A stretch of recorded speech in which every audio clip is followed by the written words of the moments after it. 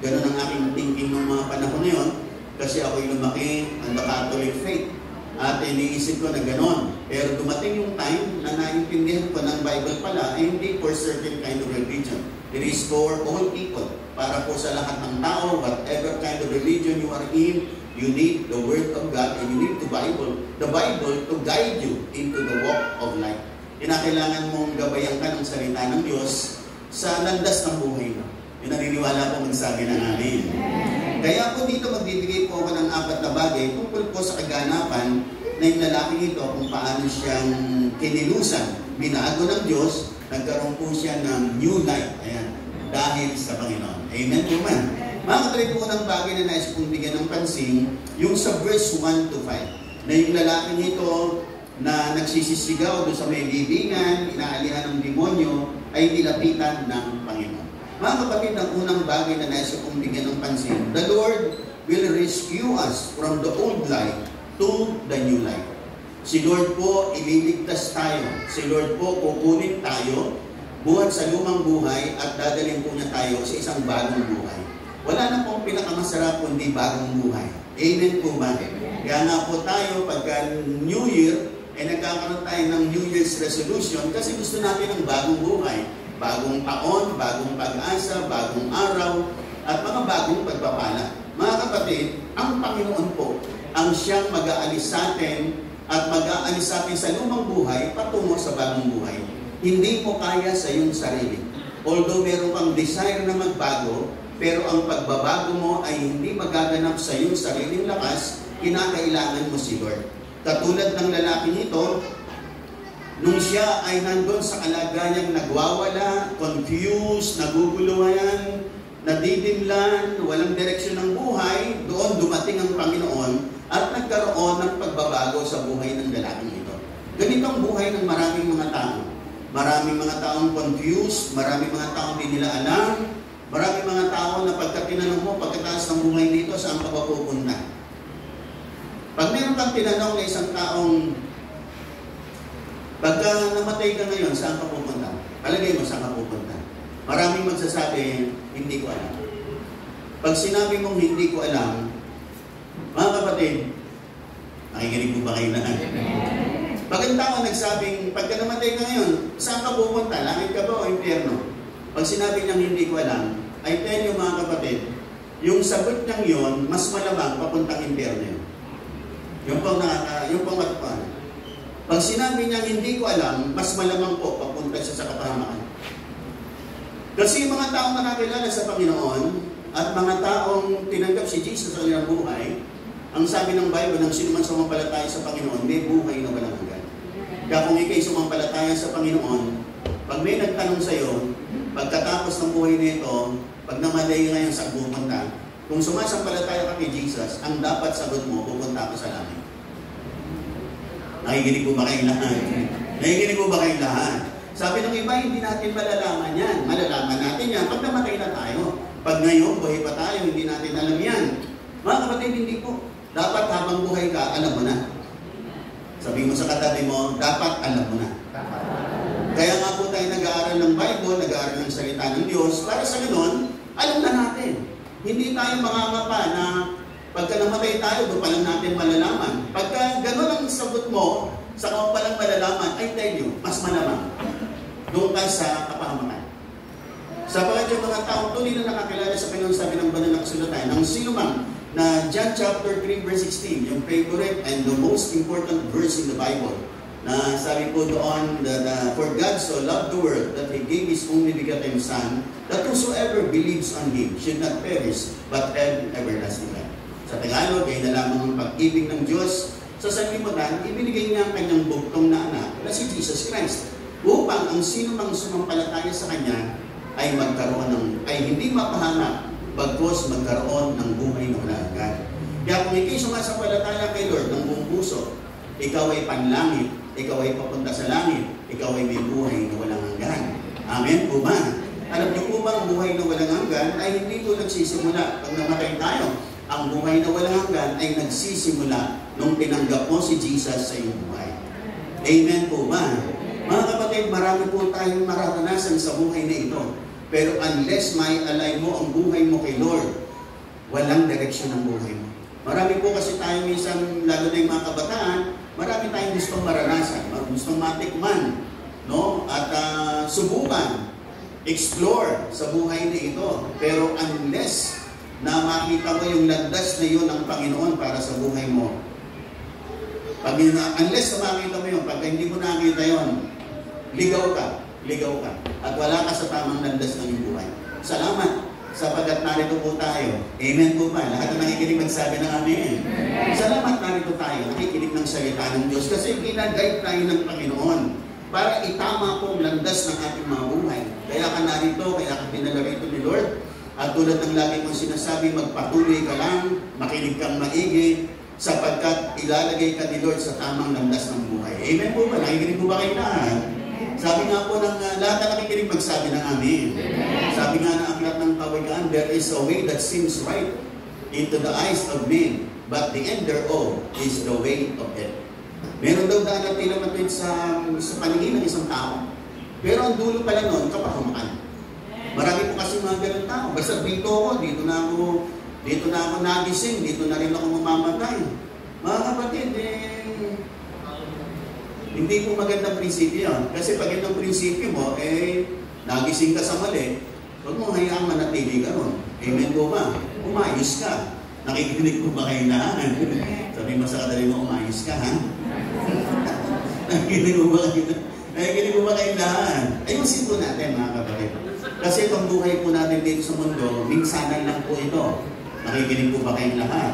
Pagkatapos po nito, sabi nga na aklat ng Hebrews, it is appointed for men to die once and after that judgment. Na tayo po yung pinalagang minsan sa buhay nito. Pagkatapos ito, huhukuman tayo ng Panginoon. Nawa, pag tayo tumayo sa hukuman ng Diyos, ang sasabihin, not guilty. Kasi yung mga kasalanan natin, may nagbayad. Amen po ba? Actually, tayo lahat po, mayroong kabayaran talagang kasalanan natin. Pero salamat, tayo, yung kasalanan natin, may nagbayad, si Jesus. Amen po ba? Amen po ba? At kung binayaran yun ng Panginoon, kaya nga pagdating ng time, hindi na po tayo pagbabayarin kasi may nagbayad para sa atin.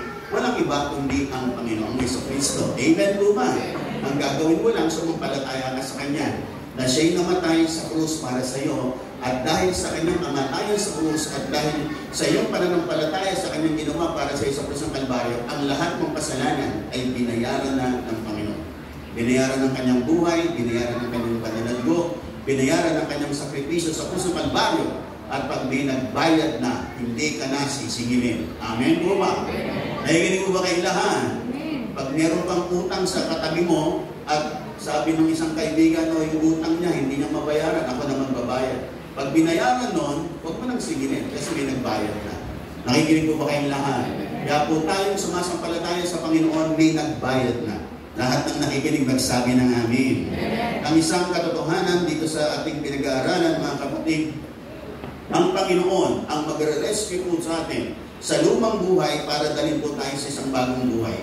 Ganyan ang nangyari sa isang babaeng namit ng Panginoon sa John chapter 4. Isang babaeng mga ngalunya, maraming asawa, pero wala siyang kakontentuhan sa kanyang buhay. Kaya nga nagkaroon siya ng maraming asawa. Sabi ng Panginoon, tawagin mo nga yung asawa mo. Sabi niya, marami po akong asawa. Sabi niya ganito. At itong babaeng ito, naghahanap po siya ng contentment and satisfaction sa kanyang buhay. Isang babaeng umiigib, isang babaeng nauuhaw, isang babaeng nauuhaw sa pagmamahal at atensyon.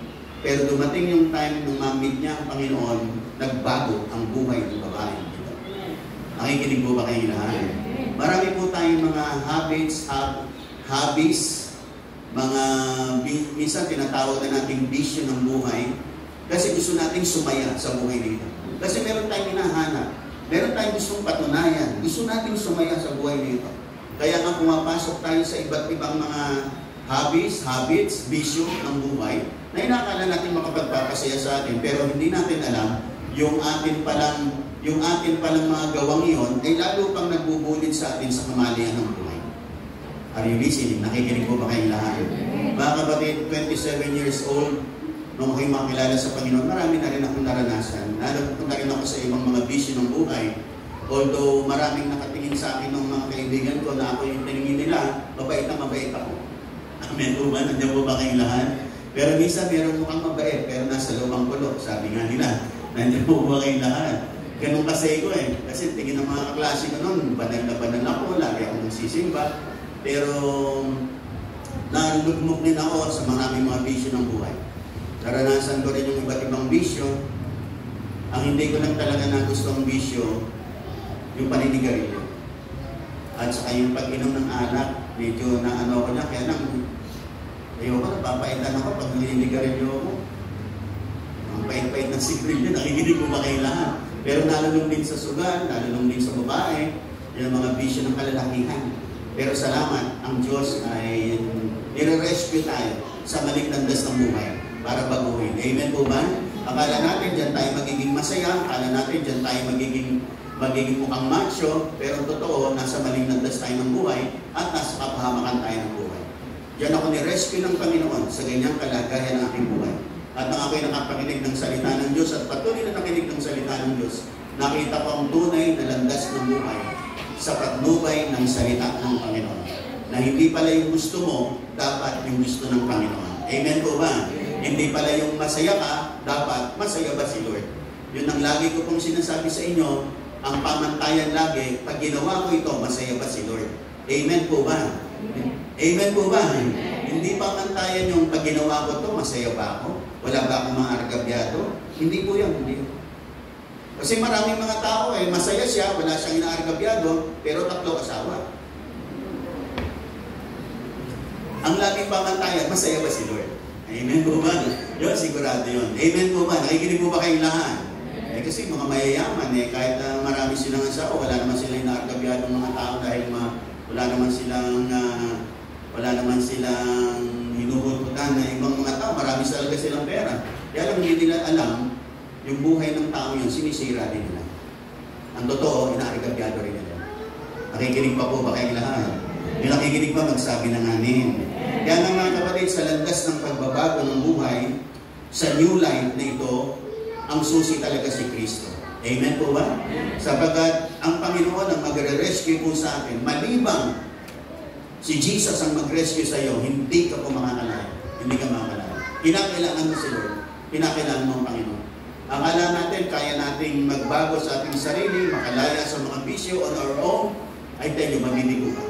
Kailangan mo ang Panginoon sa buhay na ito. Maaaring magbago ka for a couple of time, mga ilang panahon, pero later on, mahuhulog ka ulit. Kasi ang tao, sadyang mahina ang tao.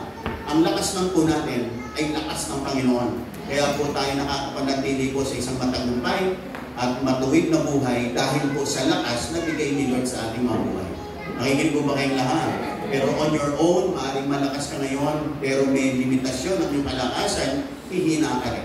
Pero yung kalakasan bigay sa iyo ni Lord, hindi mauubos. Lahat ng nakikinig magsabi ng amen. Kaya itong lalaking ito na walang direksyon ng buhay, magulong buhay, confused, madilim ang buhay, nagwawala. No? Marami mga tao yan, nagwawala sa buhay. Nakikinig po ba kayong lahat? Walang direksyon ng buhay, mga kapatid, kailangan niya ang Panginoon. Kailangan niya si Jesus. Amen po ba? Pangalawa, mga kapatid, na nais kong bigyan ng pansin dun. So verse 6, sabi po rito, malayo pa'y natanawan niya si Jesus. Siya'y patakbong lumapit at nagpatira pa sa harapan niya. At sumigaw ng malakas, Jesus, anak ng kataas-taas ng Diyos, ano ang pakialam mo sa akin? Itong lalaki ito, mga kapatid, ang second thing na nais ko kong bigyan ng pansin, new life happens once you come and connect your life to Jesus.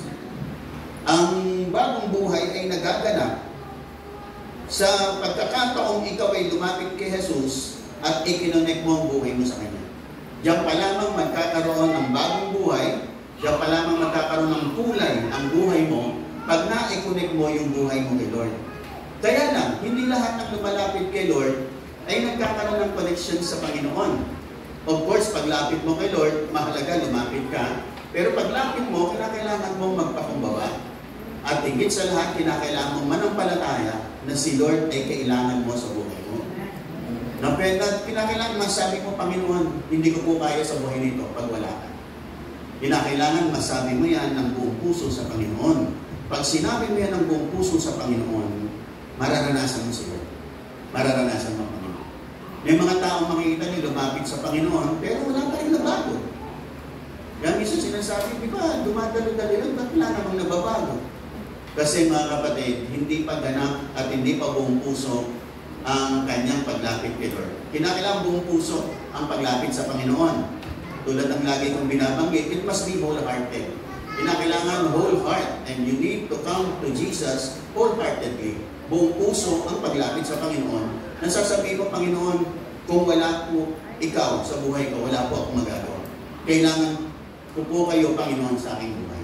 Yun po ang isang dakilang katotohanan na pag sinabi mo ng taimtim sa iyong puso sa harap ng Panginoon, mararanasan mo si Lord, kikilos sa iyo si Lord, at tutulungan ka ng Panginoon, pupunta siya sa iyo sa kapangyarihan ng kanyang Espiritu Santo, tatahan siya sa iyo, at magpapasimula siya ng isang bagong buhay sa buhay mo.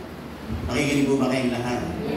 Hanggat ang tao may kinakapitan, hanggat ang tao malakas, matalino, tanyag, may sariling mayaman, isa ang hirap lumapit sa Panginoon. Kasi ang dependence nila, nasa yaman nila, nasa talino nila, nasa husay at galing nila, iniisip nila, kaya nila. Nakikinig mo ba kayong lahat? Pag narinig namin yung patotoo ni Governor Umali, no? Matalino po ang ating Governor. Kaya nga abogado po yan. Kaya napakahirap. Sabi niya, it took me 20 years to really recognize that the Lord Jesus is the Lord and Savior of my life. Ang dami ko ng beses na papakinggan. Nagpapatanggap sila, pinapatanggap ako sa Panginoon, pero bago wala sa amin. Kasi umaasa ako sa sarili kong lakas, sa sarili kong talino, sa sarili kong yaman. Nakikinig ko ba kayong lahat?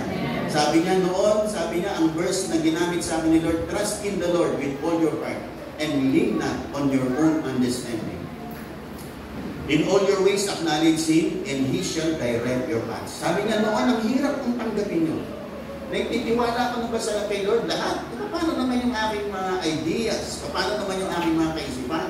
Kaya bilang attorney, napakahirap. Sabi niya, 20 years bago nangyari na ako'y ganap na nakakilala at talagang nabago ang buhay. Nakikinig pa po ba kayong lahat? Pero mga kapatid, ang salita ng Diyos ay laging makapangyarihan. Ang pagbabago ng buhay, ang new life ay nagaganap kapag lumapit ka kay Lord ng buong puso at nagpakumbaba ka at nanalig ka sa Kanya.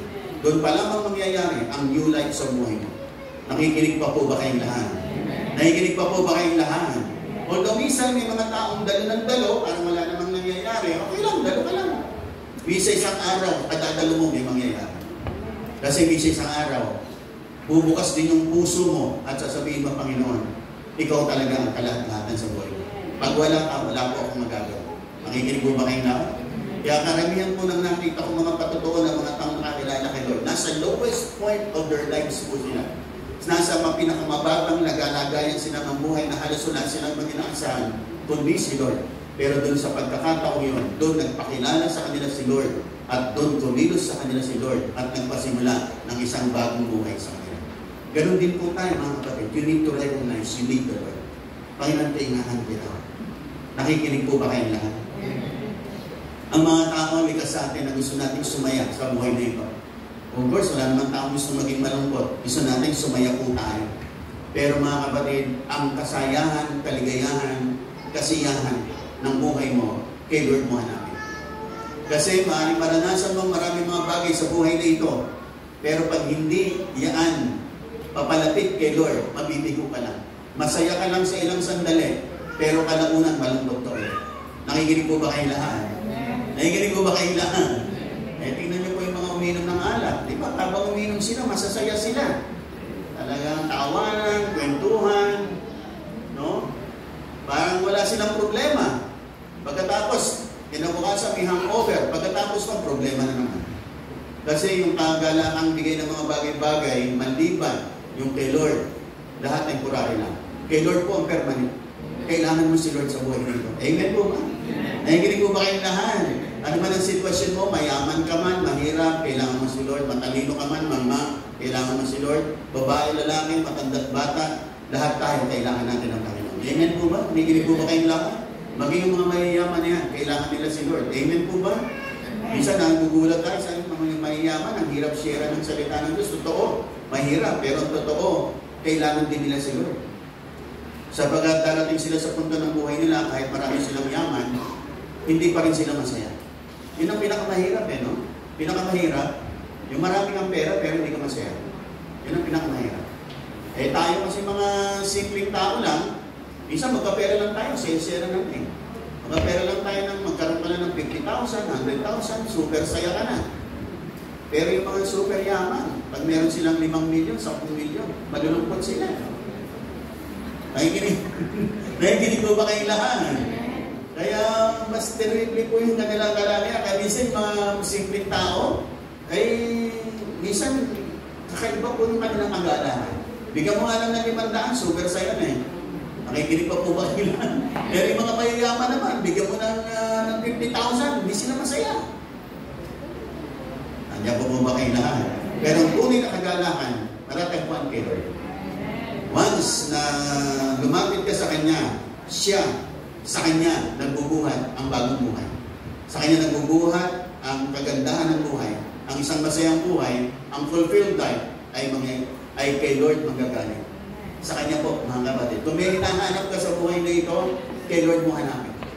Delight yourself in the Lord, and He shall give you the desires of your heart. Sabi sa Tagalog version, kay Lord mo hanapin. No? Sa Panginoon mo, yung pangarap mo, yung makakamtayan. Sabi, ganun po sa Tagalog version, na sa Panginoon daw po natin hanapin yung ating kaligayahan at ang pangarap po natin ating makakamtayan. Delight yourself in the Lord, and He shall give you the desires of your heart. Sa Panginoon, mga kapatid, nakikinig po ba kayong lahat? Kasi sa malawat madali, ang buhay po sa mundo talagang yung mga kagalakan po natin sa mga bagay-bagay, temporary lang. Di ba, minsan masaya na ako pag nagkaroon ako ng kotse. Pag nagkaroon ako ng kotse, masaya na ako. Nung magka-kotse ka, pag ilipas sa'yo ng panahon, hindi ka na masaya. Gusto mo mas maganda ng kotse. Amen po ba? Tapos excited ka, gusto mo maging masaya, magkaroon ng mas magandang kotse. At pag nagkaroon ka noon, masaya ka. Pero pag lipas sa ilang panahon, hindi ka na rin masaya doon. Gusto mo masigit pa rin. Kasi sa buhay dito walang contentment. Ang contentment na kay Lord. Nakikinig pa po ba kayo lahat?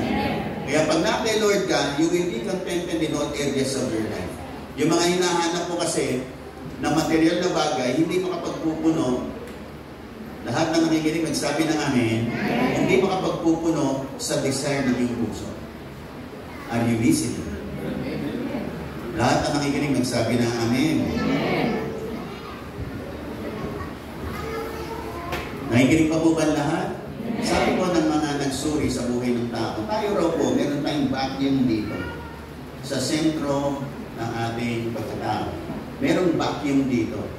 Kumbaga sa isang sisidlan, isang bote, na nandito sa loob na walang laman. Yun po, yung lugar na yon na vacuum, na isang empty space, yun po ang tirahan ni Lord. Pag hindi nakapasok doon si Lord, marami kang susubukan na kahanapin sa buhay mo kasi meron kang hinahanap, meron kulang. Kaya yung iba, kung saan sa pupuntang bisyo, sinusubukan ng lahat, gustong maging masaya, kasi yung vacuum na yon empty pa.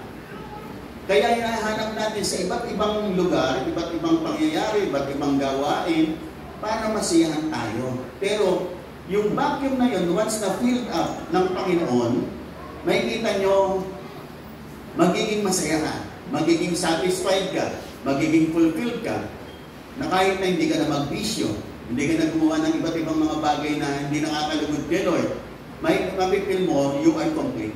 Kasi, yung vacuum na yun, na-fill up na ni Lord. Bawat isa sa atin, merong vacuum na yun.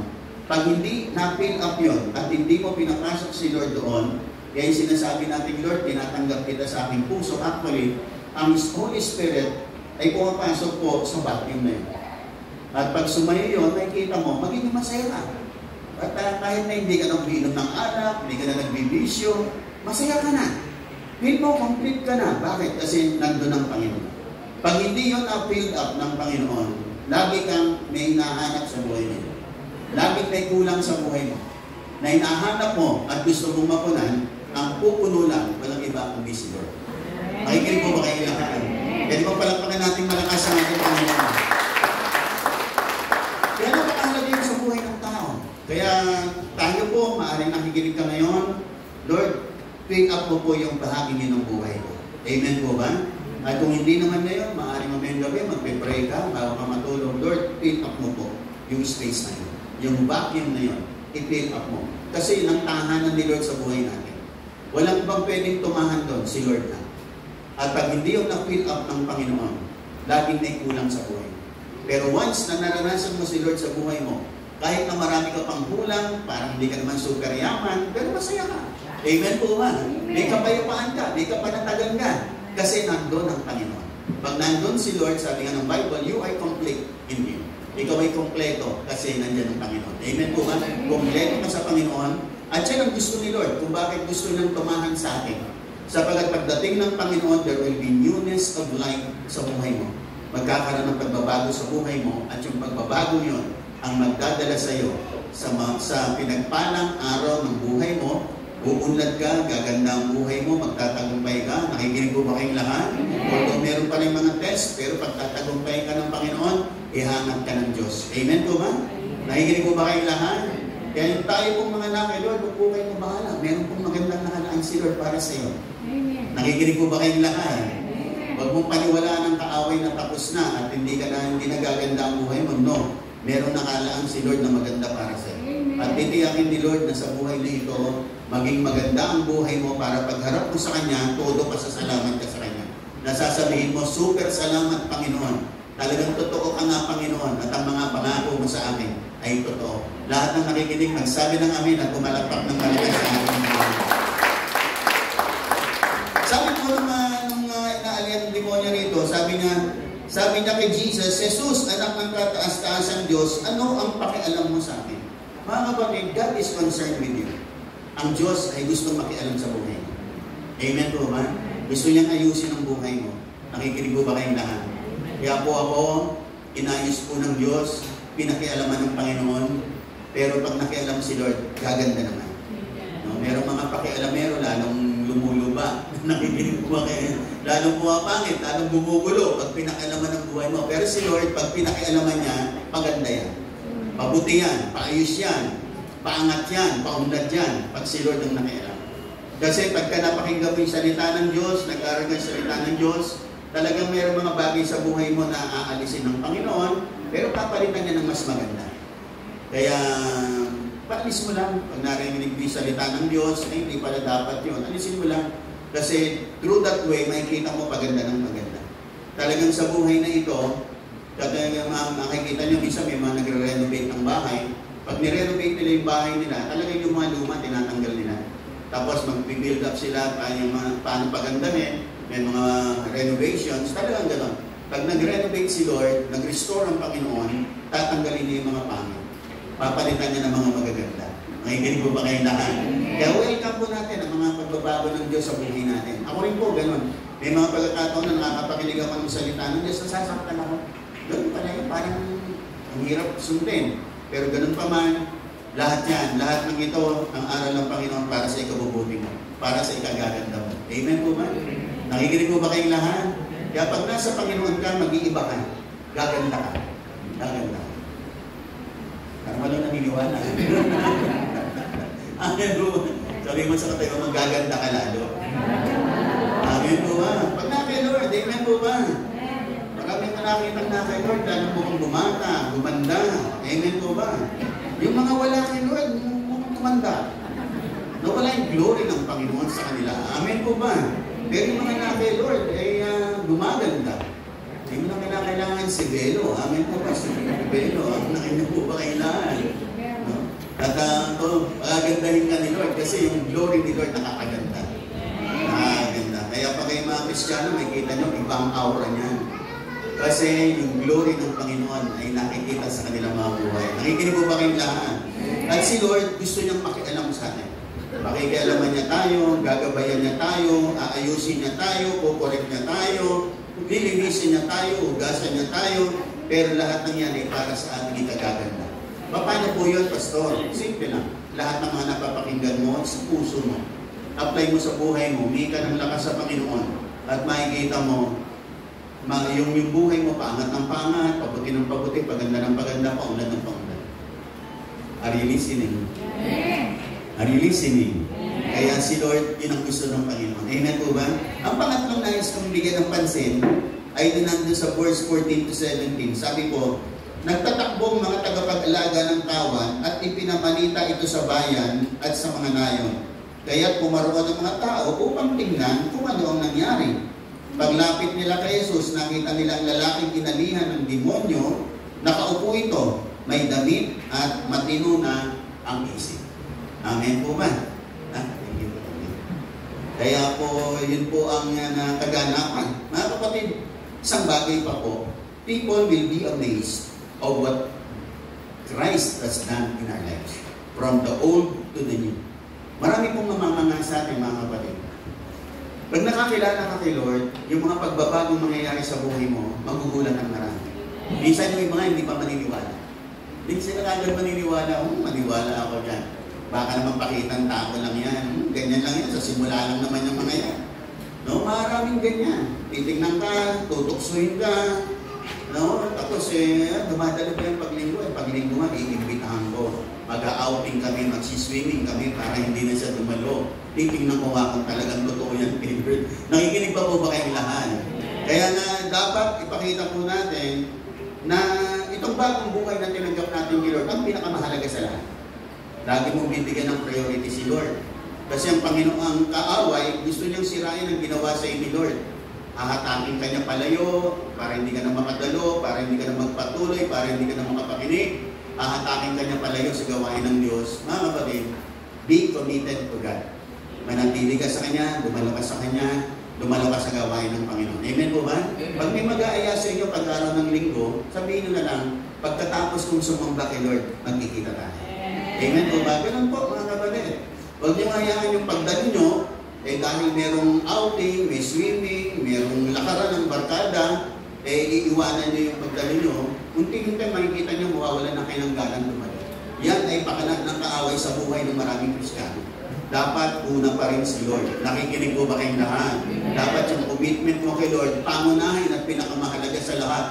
Are you listening? Are you listening? Nakikinig pa po ba kayong lahat? Kaya nga, halimbawa, meron kang mahalagang appointment, biglang tinawagan ka ng governor o kaya mayor, biglang tinawagan ka, bro, punta ka nga sa office ko sa ganitong araw ng mga kapatid, pagka ganoon, liliniin mo. Sino bang mas mataas? Si mayor ba o si Lord? Ayan. Nakikinig pa po ba kayong lahat? Sino ba mas mataas? Si governor ba o si Lord? Nakikinig po ba kayong lahat? Siyempre si Lord, mas mataas, sinasusunggin mo, pinanguunahin mo, at wala na mas mataas kay Lord. Kaya dapat unahin mo siya. At hindi ka naman magsisisi sa mga benepisyo ng pagsunod mo at pagkukumit mo ng iyong buhay sa Panginoon. Hindi mo magsisisi. Merong magandang mangyayari sa buhay mo. Amen po ba? Nakikinig po ba kayong lahat? At makikita mo lalo kang mulad, lalo nababago ang buhay mo, lalo gumaganda ang buhay mo, lalo nagliliwanag ang buhay mo. At nagkakaroon pa naman dakilang patotoo what God is doing in your life. Kaya nga itong mga tao na mga sila sa lalaki, nakita nila yung ginawa ng Panginoon. Marami pong mga tao gusto nilang magbago, hindi nila alam. Hindi nila alam paano, saan, sino. Akala nila sa kanilang sarili, pero mga kapatid, ang pagbabago na kay Lord. Amen po ba? At mapalad tayo, natagpuan natin ang landas ng pagbabago. At ito ay galing sa Panginoon. Nakikinig po ba kayong lahat? Ang totoo, hindi lahat natatagpuan niya. Maaaring naririnig nila ang patungkol sa Panginoon. Pero naghahanap sila, papaano yun? Papaano yun? Maaaring naririnig nila, ganito, kinakailangan, pero hindi pa rin sila makakonect. Kasi nga, ang pag-connect kay Lord, you must come with a humble heart. Kinakailangan lumapit kang may pusong nagpapakumbaba. Pag hindi buong puso at nagpapakumbaba, you cannot meet the Lord. Hindi mo matatagpuan si Lord. Are you listening? Nakikinig mo ba kayong lahat? Sa bayang Israel, sabi po ng aklat ng Isaiah, si Lord tumitira doon sa mga matataas na bundok. Kaya sinawa sila, pupunta si Abraham, pumunta pa doon sa taas ng bundok ng Mount Moriah para katagpuin ng Panginoon. Pero ano sabi ng Bible? Tumatahan si Lord sa matataas na bundok at ganun din sa mga taong mabababang loob. Kung siya'y tumatahan sa mga super taas na bundok, pero tumatahan siya sa buhay at sa puso ng mga taong may mababang kalooban. Kaya may mga taong wholeheartedly humbling themselves before the Lord, tinatahanan sila ng Panginoon. Nakakatagpo nila si Lord, namimit nila si Lord. Kasi si Lord tumatahan sa taong may pusong mapagpakumbaba. Kaya kung ano man ang kalagayan mo sa buhay nito, you just need to come humbly before the Lord. At hindi ka pahihindihan ni Lord. Kakatagpuin ka ng Panginoon. Kasi nakita niya, nagpapakumbaba ka. Panginoon, di ko kaya. Wala na po akong masusulingan. Ikaw na lang, Panginoon. Pagkang lapit mo kay Lord, yung mga ganong instance ng buhay mo, for sure, matatagpuan mo sila. For sure, kakatagpuin ka ni Lord. Nakikinig pa po ba kayong lahat? Nakikinig pa po ba kayong lahat? At kaya itong lalaki nito, nagulat ang lahat sa ginawa ni Lord sa kanya. No? Namangha sila. Sabi nila, ito yung lalaking inaalihan ng demonyo. Ngayon, matino na ang isip. Pag na-kay Lord ka na, mamamangay marami. Yung mga dati ngayon nakakala natin yung mga pagbabagong gusto natin, matatagpuan lang natin kay Lord. Kay Lord. At makikita natin, Panginoon, nagbago ako. Hindi dahil kanino pa man, kundi dahil sa iyo, Panginoon. Are you listening? Nakikinig pa po ba kayong lahat? Kaya, lagi ko naalala yung buhay ko, buhat sa walang-wala. Pero salamat sa Panginoon. Nagkaroon ng direksyon ng buhay dahil kay Lord. Dahil kay Lord. Kung wala pa kay Lord, hindi ko na alam. Baka ligaw pa rin. Wala pa rin direksyon ang buhay ko. Pero salamat. Nagpasimula man ng walang-wala, mahirap, walang direksyon, pero nung nagpasimula kay Lord, unti-unti, nais ni Lord. Although hindi naman sa isang iglap, through the years, mga karating. Pero ang napakahalaga, pananatili. You need to remain, manatili. Kasi maraming nilalaan maganda si Lord. Nakikinig pa po ba kayong lahat? Marami siyang magandang nilalaan sa iyo, but you need to remain in Him. Nakala mo mga manatili. Minsan may mga times na meron pa bang darating na pagpapala. Minsan may mga times na mababago pa ba? Sasagutin pa ba? No? Aangat pa ba? Parang minsan dumarating tayo sa mga times na parang may mangyayari pa ba? Kapatid, ang sagot ko lang meron. Maghintay ka lang. Nakikinig ko ba kayong lahat? Pero sigurado meron.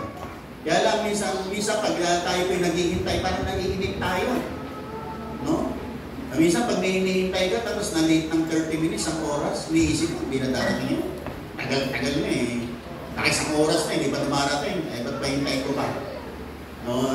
Minsan tayo, dinidevelop ni Lord ang ating mga patience. Pero, ang isang tiyak, meron siyang nilalang maganda para sa'yo. No? Sabi nga ng aklat ng Isaiah, behold, I will do a new thing. Meron siyang bagong bagay na nilalaan para sa iyo. At ito, bagay nito, ang magiging dahilan, ang buhay mo will never be the same again. Hindi ka na magiging tulad ng lahat. Lahat ang nakikinig magsabi ng amin. Yung mga nagpakatotoo kay Lord, yung mga talagang lumakad sa patnubay ng Panginoon, lumakad sa salita ng Diyos, hindi po sila nagsisi. Ang lagi kong sinasabi sa iyo yung nagsisi, yung mga hindi nagpatuloy. Yung mga umayaw, yung mga tumalikod, yung mga naginip, at nawala na ng pasensya. Sabi nila, hindi totoo. Hindi naman nangyari. Kasi hindi sila nagpatuloy. Pero sa lahat ng magpapatuloy, I tell you, may nakalang maganda para sa iyo. At hindi ko pagsisisihan. Kung paano hindi ko pinagsisihan.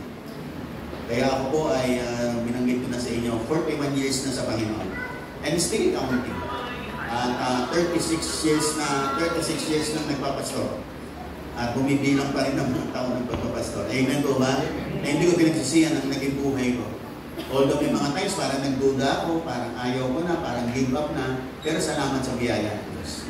Nakapanatili, nakapagpatuloy, hindi dahil sa iyong sariling lakas, kundi dahil sa tulong at biyaya ng Panginoon sa buhay ng bawat isa sa atin. Amen po ba? Sabi mo sa katabi mo, may biyaya sa iyo, Sir. Amen po ba? Yung naniniwala daw po, malakpak ng malakas sa ating Panginoon.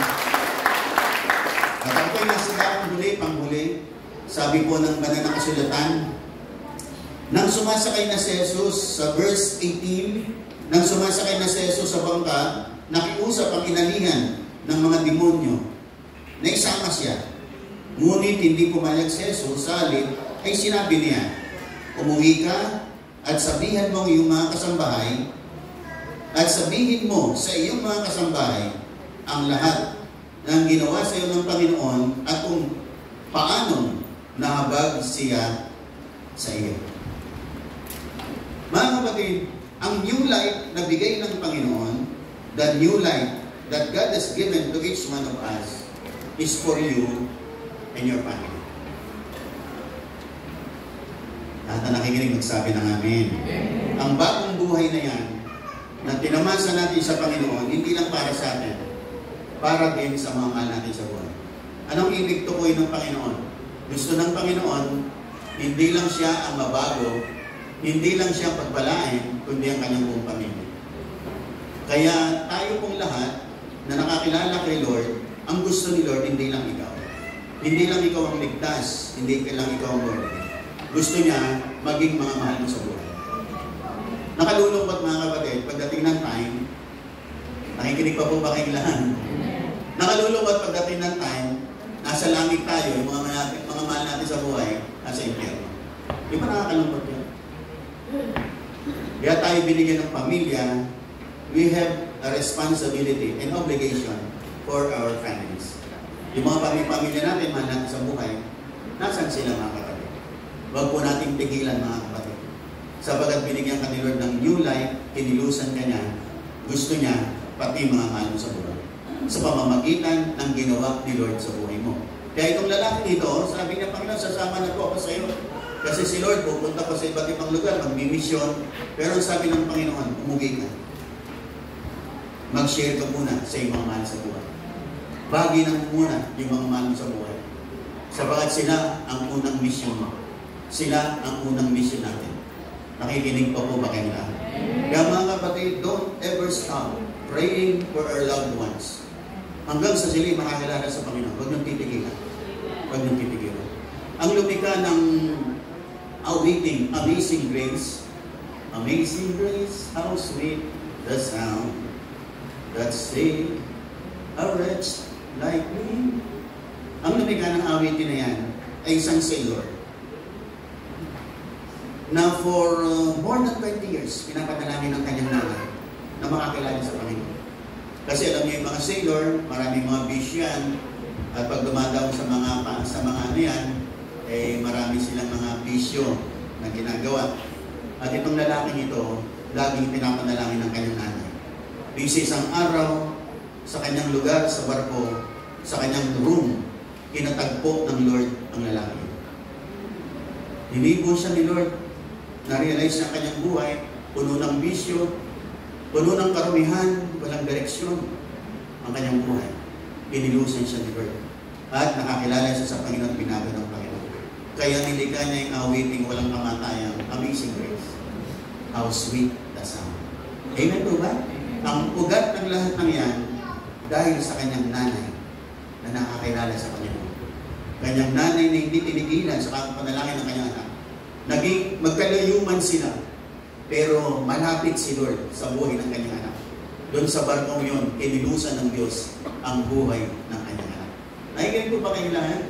Kaya ang lalaking yan, ang lumika, ang awiting Amazing Grace. Amen po ba? Nakikinig po ba kayo lahat?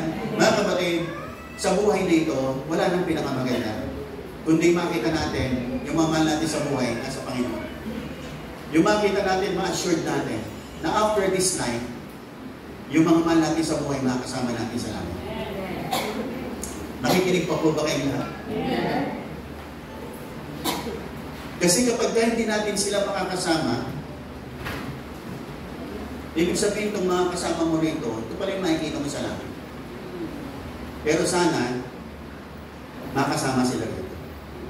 Para kasama sila pagpunta natin sa langit. Magkikita-kita tayo. Are you listening? Kaya po tayo binigyan ng pamilya, hindi para pabayaan mo sila, para gabayan sila. Di ba tayo mga magulang, ginagabayan natin yung anak natin. Nakikinig po ba kayong lahat? Pero mga kapatid, tulad ng binangnabanggit ko minsan, magiging bigo po tayo sa buhay nito. Kung after this life, yung mga mahal natin sa buhay, papunta sa impyerno, tayo lang pupunta na lang. naging bigo po tayo sa buhay natin sa mundo. Maraming mga tao, gusto nila yung anak nila sumagana, yumaman, umunlad. Maganda lahat yan. Pero walang kwenta ang kanilang pagganda ng buhay, umunlad, makatapos, at yumaman sila sa buhay nito. Kung pagkatapos ng buhay nito, papunta pala sila sa impyerno. Bigo ka pa rin bilang magulang sa iyong anak. Kasi ang tunay na pamana ay may pamana mo sa kanila. Paano kang kinilusan ni Lord, paano kang nakakilala kay Lord, at may buhay na walang hanggan, madala mo rin sila. Amen po ba? Yun ang first and foremost sa buhay nito. Yung mga yaman, yung mga tagumpay, yung mga success sa career, secondary na lang lahat. What shall it profit a man if he gains the whole world and lose his own soul? Ang mapapala natin, mapasatin man ang buong sanlibutan, mapapahamak naman natin mga kaluluwa. What? Sabi doon sa kasunod, what can man give in exchange for his soul? Ano may papalit natin sa ating mga kaluluwa? Ang sagot, wala. Hindi kayang tumasan. Hindi kayang tumasan. Are you listening? Kaya nga ang Panginoon sabi dun sa lalaki na gustong sumama sa kanya pagkatapos na maligtas, mabagong buhay, tumino, at mabago, gusto niyang sumama kay Lord. Anong sabi ni Lord? Pumunta ka sa sambayan. Pumunta ka sa iyong sambayan at sabihin mo sa kanila ang ginawa ni Lord at kung paano nakabag sa iyo si Lord. Ganun din po tayo mga kapatid. Ang unang mission natin, ang ating mga mansobra. Are you listening? Are you listening? Mga kapatid, kahit na minsan sinasabi nila, mabait naman yung anak ko. Mga kapatid, kahit mabait o hindi mabait, kailangan niya si Lord. Kailangan niya si Lord. Nandiyan pa po ba kayong lahat? Tinitingnan ko po kung sasabihin ko sa inyo, bakit hindi niyo ako maintindihan. Pero intindihin niyo po ako. Nakikinig pa po ba kayong lahat? Ito po ang katotohanan. Nakalulungkot na.